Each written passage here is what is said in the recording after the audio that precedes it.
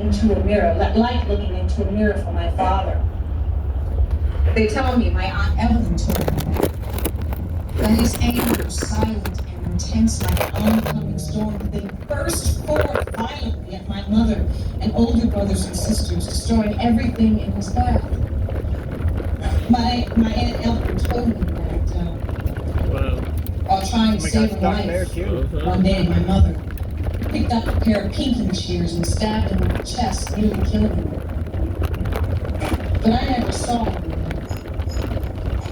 and he never hit her again. Back at my house, aunts, cousins I never even knew, uncles, all came to my house when the hurricanes would come. They all agreed that it was the only time the housing projects was the safest place to be. The kids, all of us sat in the living room under covers and blankets, telling ghost stories, scaring each other half to death, while the adults sat in the kitchen listening to the radio and smoking cigarettes. Betsy was maybe an hour and a half away, but outside you can hear the rain and the wind screaming down the street, big chunks of metal and wood clinking and crashing. The adults would run into the living room, peeking out the curtains, trying to look past the tape and the wood that was boarded over the windows. And they'd be whispering things to each other, trying not to scare the kids. They're already half scared to death. By the time the Ida hurricane hit, everybody was in the living room. The radio was going, all the lights had gone out by that time. We'd listen to some crazy newsman or weatherman who they'd sent out to the eye of the storm. He'd be yelling, "The wind's really blowing hard! There's lots of rain!"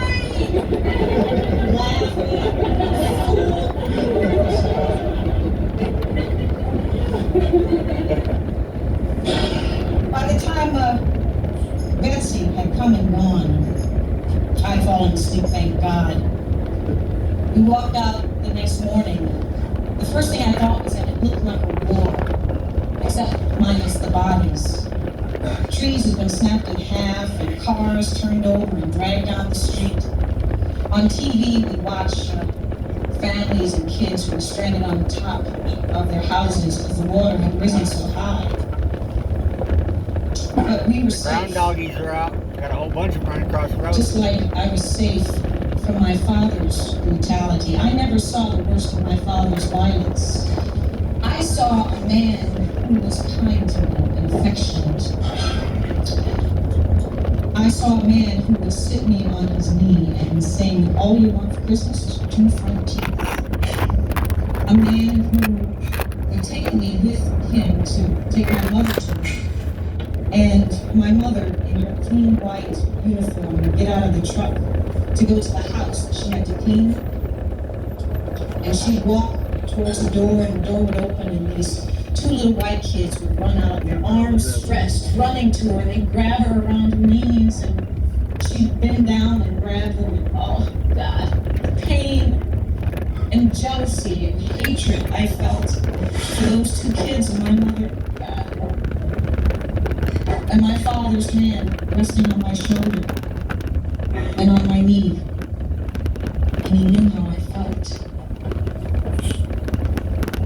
Every day I struggle with the memory of those kindnesses and the history of his abuse. I can't hate him, but I've given up on him.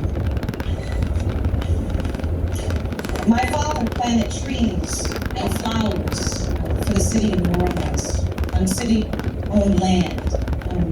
He planted all the trees in the projects. We had a big fat oak tree right in front of our house. Our backyard looked like a little small English garden. We had roses and hydrangeas and daisies and petunias, you name it, we had it. He'd bring home sod, too. And he'd lay the perfect green little squares in the front and backyards, and we used to lie on the grass and make angels like the kids up north did in the snow. It smelled so good. But there's not a day that goes by that I don't think about Willie and Violet, my parents. My father's been dead for almost 20 years, and my mother for about 10. But every time I look in the mirror, I think of my mother mother's eyes and her smile and her gestures. I keep looking for Willie. I wouldn't know him if I saw him. I never knew him. But when I see a tall oak tree, that gray-brown, cracked trunk, I think of my father's hands and how he used to bring home flowers from my mother's garden. Thanks.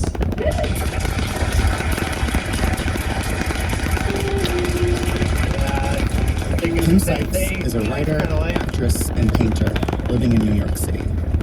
She's been seen on episodes of Homeland, Bull, and the feature film Pariah, and is busy writing screenplays and a novel. As I mentioned, Kim told that story over 20 years ago. We asked her what sharing it was like. She said she was still wrestling with her family's history, and that listening back, she can hear the struggle in her voice. She went on to say that New Orleans has been the scene of many devastating hurricanes that have torn her family apart, but at the same time, brought them closer together. To see photos of Kim in New Orleans alongside a tall oak tree that reminds her of her father, visit themoth.org/extras. We hope this hour inspired you to share your own true stories. At the dinner table with family and friends, with the stranger sitting next to you, or on a Moth stage. And that's it for this episode. Join us again next time for the Moth Radio Hour.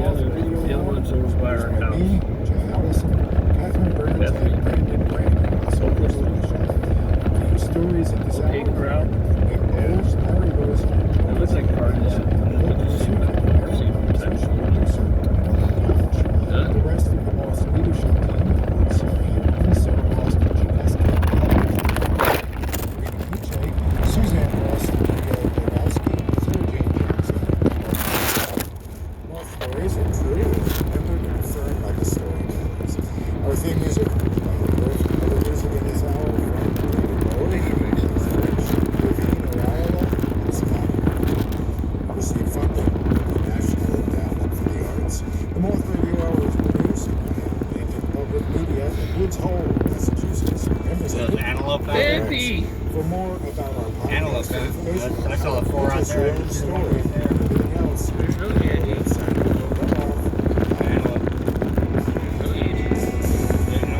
Bambi and antelope. Bambi's a deer.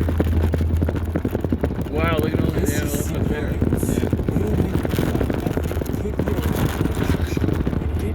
KPRH upwards with 8.3 FM. KPYL, correct.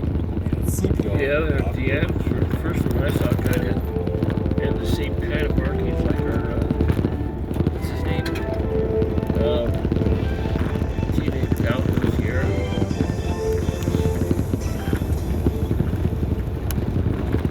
A musical instrument brings the most joy. Fat when it's County. played. If yours is languishing still, What is a give it Mopat? your purpose. Bringing music to life Yeah, is let's see what the instrumental. animal grab back there. From its Yeah. any instrument with the I'll just highest leave demand over is and grab it, tubas, right? baritones, and saxophones, violas, cellos, and double basses. If you don't have an instrument to donate, you can help in other ways. Learn more about donations and drop-offs at bringmusic.org. People were killed. They were certainly not terrorists. Let's see domestic terrorists out here today. Aliens protested the Trump administration today at no claims rallies held in the U.S. and around the world. For Saturday, March 28th, this is All Things Considered from NPR News.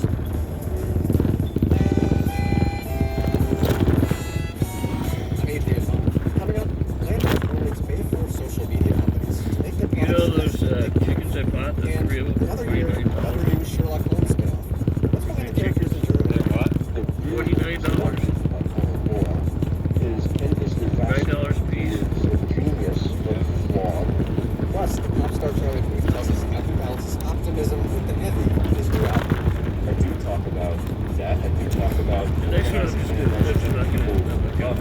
Need the advertising stuff I've never thought about. Newscast is first. Live from NPR News in Washington, I'm Jenny Rose. Iranian-backed Houthi rebels in Yemen. The U.S.-Israeli war on Iran firing a missile at Israel, which Israel says was intercepted. It's the first time Israel faced fire from that country since the war began and able to maintain the peaceful conflict. Meanwhile, the Pentagon says about 3,500 sailors and Marines have arrived in the Middle East. And here's Chandelier has more. U.S. Central Command said Saturday in a social media post that about 3,500 sailors and Marines arrived in the Middle East aboard the USS Tripoli. The 31st Marine Expeditionary Unit, based in Okinawa, Japan, arrived in the Middle East on Friday, the post said. The unit also has transport and strike fighter aircraft, as well as amphibious assault and tactical assets. U.S. Central Command did not say the mission the unit would be carrying out. At least 2,000 additional soldiers have been ordered to deploy to the Middle East, where the U.S. already has 30,000 troops. Charles Nestor, NPR News. Department of Homeland Security is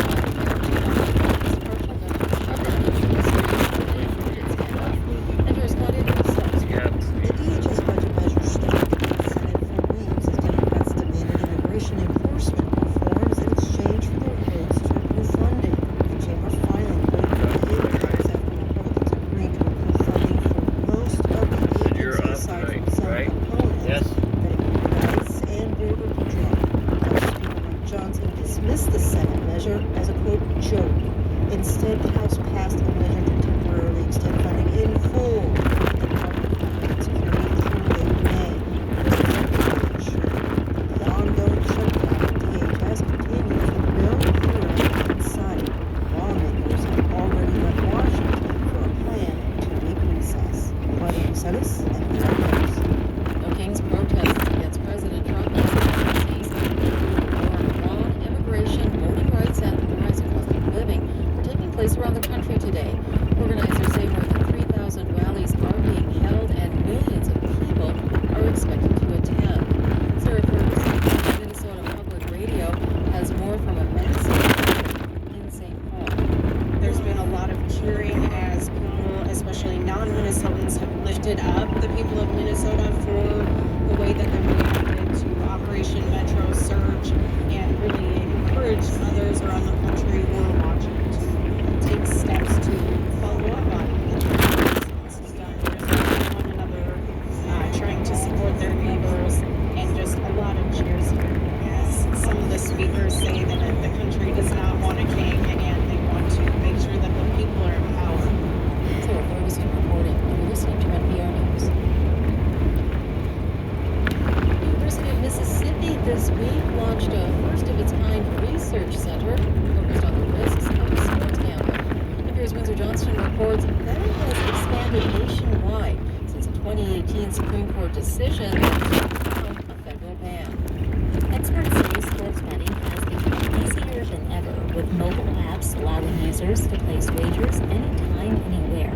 Kate Humble with the National Council on Problem Gambling says that accessibility is changing how younger generations interact with gambling. Brains still developing information and making sure that they are able to conceptualize Apparently that we're this 7 is miles. real money that they're playing with, especially in a generation that's grown into things and gambling elements. 7 miles, huh? Humble says Yep. schools and lawmakers are still playing catch-up as many states move quickly to legalize sports betting without building strong safeguards for prevention or treatment. Windsor Johnston, NPR News.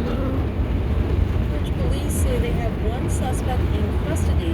They're searching for a second one after they stopped a suspected bomb attack outside the Bank of America headquarters building in Paris early today. Police say they spotted two suspects carrying a shopping bag near the bank, and that one had a lighter and was allegedly trying to ignite a device. The French newspaper Le Parisien reports that it was a 5-liter container filled with an unidentified liquid and an explosive charger. Officials say they're investigating it as terrorism-related. I'm Janine Herbst, NPR News in Washington. Support for NPR comes from NPR stations. Other contributors include the Charles Stewart Mott Foundation, celebrating a century of supporting efforts to promote a just, equitable, and sustainable society. More at mott.org/100.